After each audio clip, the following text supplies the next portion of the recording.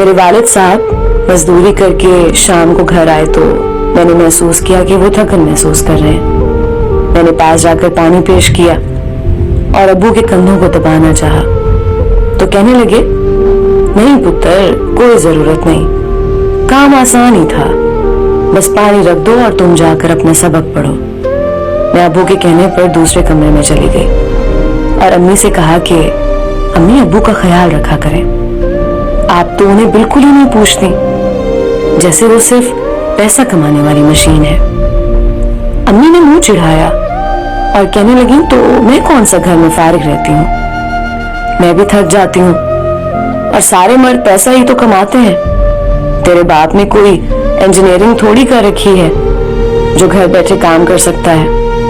میں امی کی بات سن کر حیران ہو کر اپنے کمرے میں چلی گئی اور سوچنے لگی کہ میرے گھر میں جو کھانے پینے کا سامان آتا ہے وہ ایک ایسا شخص لاتا ہے جس نے کبھی تھکن محسوس نہیں کی، اور اس کی بیوی اسے پانی دینے کو تیار نہیں۔ مجھ سے رہا نہ گیا، میں ابو کے کمرے میں گئی۔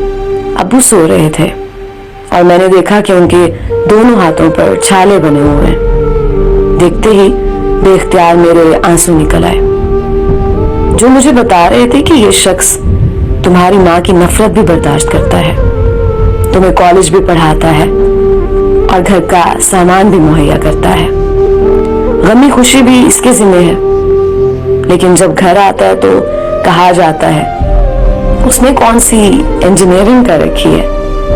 وہ میری ماں ہے، میں ان کو صرف سمجھا سکتی ہوں، ان کی گستاخی نہیں کر سکتی، لیکن یاد رکھیں باپ ہمیشہ گھنے سائے جیسا ہوتا ہے۔ اگر ماں کے قدموں تلے جنت ہے تو نبی کریم صلی اللہ علیہ وآلہ وسلم نے فرمایا کہ باپ اس جنت کا دروازہ ہے۔